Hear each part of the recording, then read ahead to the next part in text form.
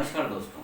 आज हमारे साथ नए मेहमान में शामिल हैं डॉक्टर A.K. द्विवेदी, जो पिछले लंबे समय से चिकित्सा के क्षेत्र में अपना अप्रतिम योगदान दे रहे हैं और इन्होंने अपने चिकित्सा सेवा के माध्यम से एक बेहतर स्थान बनाया है गरीबों और कई ऐसे व्यक्तियों को उन्होंने इलाज करके उस मुकाम तक पहुंचाया है, वो आज भी इनके लिए दुआओं के साथ में आगे बढ़ रहे हैं। डॉक्टर द्विवेदी आयुष मंत्रालय के वैज्ञानिक सलाहकार बोर्ड के सदस्य भी हैं और अपनी सेवाएं ये अन्यत्र क्षेत्रों में भी दे रहे हैं। मैं चाहूँगा कि द्विवेदी जी आपसे कुछ प्रश्न पूछे जाएं। जो इस समय कोरोना चल रहा है, वो कोरोना को लेके पूरी दुनिया ही नहीं, कई तरीके के जीव जंतु भी प्रभावित हो रहे हैं जी। तो ऐसी स्थिति में जीव के ऊपर, चाहे वो व्यक्ति हो, चाहे वो पशु हो, पक्षी हो, क्या कोरोना का असर इन पे होता है? यदि होता है तो कैसा हो रहा है? क्योंकि आम आदमी तो इससे ज़्यादा भयभीत है। तो कोरोना का मुख्य इम्पैक्ट कहाँ पे आ रहा है?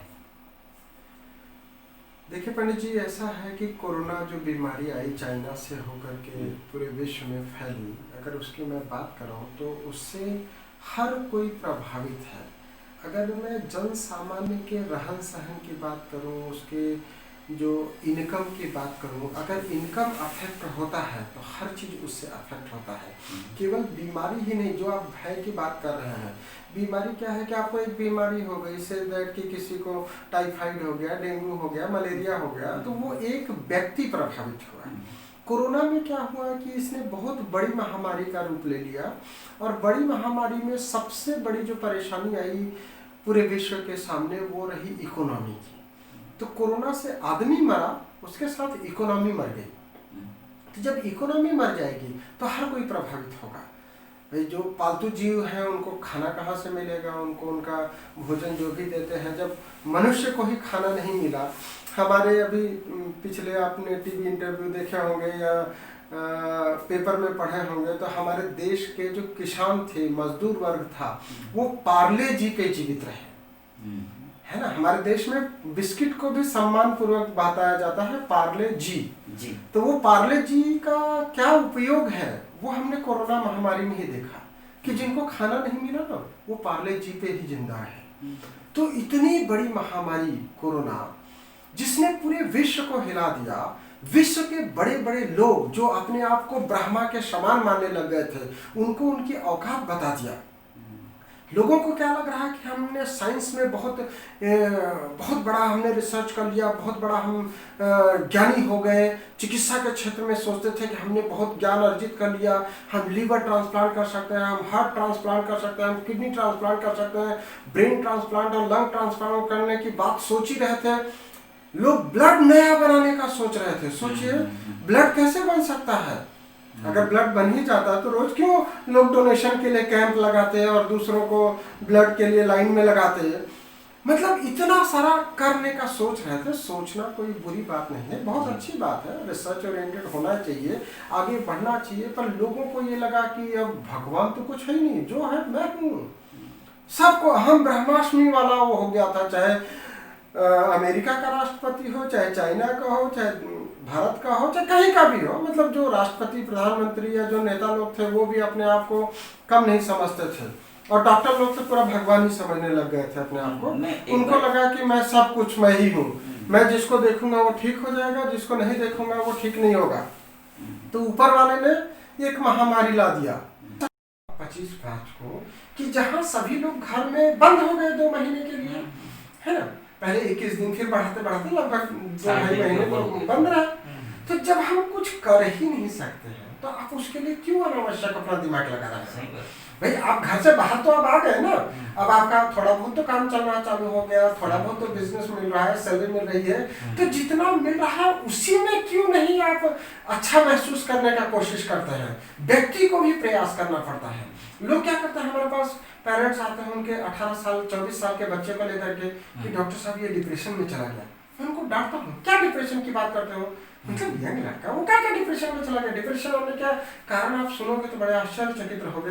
जी। किसी का पीएमटी में नहीं होता तो वो डिप्रेशन में चला जाता, हम्म। किसी का नीट में नहीं होता तो वो डिप्रेशन में चला जाता, किसी का एआई उसमें नहीं होता है इंजीनियरिंग में, किसी को एनआईटी नहीं मिलता है तो वो डिप्रेशन में चला जाता है। मतलब क्या दुनिया में केवल डॉक्टर और इंजीनियर बन के ही जिंदा रहा जा सकता है? नहीं। अरे कितने अच्छे अच्छे कवि, सिंगर, क्रिकेटर, वो तो मतलब कई सारे फील्ड है ना, पेंटर, मतलब कोई भी आप काम करिए, आप अगर उस काम को पैशन बनाएंगे, लगन के साथ करेंगे तो उसको। अभी इन दिनों हम बहुत सारी बीमारियों के बारे में सुन रहे थे। कोरोना उसमें सबसे प्राइम एपेक्स पे चल रहा है। और जहाँ तक भय का सवाल है, पूरी दुनिया के अलावा ऐसी कोई जगह नहीं जहाँ पे कि कोरोना को लेकर कोई व्यक्ति भयभीत नहीं हो। तो जो जिस व्यक्ति को कोरोना नहीं हुआ है, जो संक्रमित नहीं हुआ, वो ज़्यादा भयभीत है। तो समाज के अंदर ऐसे कई लोग हैं जो अप्रभावित हैं, परंतु क्या है कि भय के कारण वो अपने आप को प्रभावित मानते हैं। तो ऐसे लोगों को आप क्या मैसेज देना चाहेंगे? उन लोगों का भय कैसा दूर हो, आप उनके भय निकालने के लिए कैसी मैसेज देना चाहेंगे? पंडित जी, आपने बहुत अच्छी बात बोली। देखिए, कोरोना के बाद हमको नए तरीके से जीना है। कोरोना हमको जीवन जीने की कला सिखा गया। अगर हम कोरोना को, सब लोग गाली देते हैं, सब बुराई करते हैं, ये कोरोना आ गया, ये हो गया, वो हो गया, मैंने लोगों को समझाया कि कोरोना ने हमको कई नई चीजें सिखा गया ना। भाई आप जो जो हमारा नया वर्ग, नई पीढ़ी जो अपने पथ भ्रष्ट हो रहा था, उसको रोज पिज्जा बर्गर चाहिए था, उसको सिखा गया कि दाल चावल सबसे अच्छा भोजन है। दाल चावल रोटी सब्जी खाना सिखा गया उसको, है ना। जो बिना मतलब घूमे, बिना बाहर जाए रहते नहीं थे, उनको घर में रहना सिखा गया। जो पेरेंट्स के साथ नहीं रहते थे, उनको पेरेंट्स के साथ, पेरेंट्स की कीमत सिखा गया। जो घर के काम नहीं करते थे, मैंने बहुत शुरुआती इसमें बोला था कि लोग अपने आप को बहुत बड़ा समझने लग गए थे। मतलब हर काम के लिए वो घंटी बजाते थे, बाई पानी लेकर के आती थी, उठते नहीं थे। उनको हमने पोछा लगाते हुए देखा, घर में घर के काम करते हुए देखा। तो कहने का मतलब ये है कि कोरोना हमको जीवन जीने की कला सिखा गया। बहुत बढ़िया। तो उस कला को आपको सीखना पड़ेगा, हमको समय के साथ चलना पड़ेगा। हमने कहीं पढ़ा है कि जो समय के पीछे, मतलब समय से पीछे चलते हैं वो भी पिछड़ जाते हैं, और जो समय से आगे चलते हैं वो भी गिर पड़ते हैं। तो हमको समय के साथ चलना पड़ेगा। समय की क्या डिमांड है, हमको उसके अनुसार चलना पड़ेगा। भयभीत होने से ज्यादा हमको उसके रास्ते प्रशस्त करना पड़ेगा कि किस तरीके से हमको जीवन जीना है। अगर बचाव के तरीके आपको बताए जा रहे हैं तो बचाव के प्रयास अपनाने ही थे। वो अगर कोई बात हमको सिखाते थे तो हमको उसका पालन करना चाहिए, हमको उसका सम्मान करना चाहिए। आज अगर हमको WHO कुछ सिखा रहा है, या हमारा हेल्थ डिपार्टमेंट, हेल्थ गवर्नमेंट बता रही है, हमारा प्रधानमंत्री कुछ बोल रहा है, तो चाहे वो किसी भी पार्टी का हो, चाहे वो किसी भी प्रकार से हो, उससे मैं नहीं देखना चाहता। मैं ये समझना चाहता हूँ, लोगों को समझाना चाहता हूँ कि वो हमारी भलाई के लिए बोल रहा है, तो हमको उसको पालन करने में काहे का छोटापन, काहे का बड़ापन। तो कहने का मतलब ये है कि जीवन जीने की कला आपको सीखनी पड़ेगी, वो आपको आनी चाहिए। Life is joy if you know how to enjoy, वो आपको सीखना पड़ेगा। अगर आपको बहुत ज़्यादा स्ट्रेस हो रहा है तो सिंपल है, शवासन करके देख लीजिए। योग, प्राणायाम, ध्यान कोई आज की नहीं है, वो हमारे वर्षों पुरानी चीज़ें हैं जो चली आ रही हैं। उसको पालन करके हमारे ऋषि मुनि कितने सालों तक जीते थे।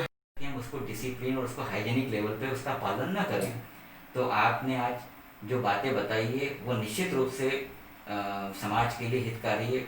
और मैं आपका एक बार पुनः धन्यवाद करना चाहूँगा। धन्यवाद। नमस्कार।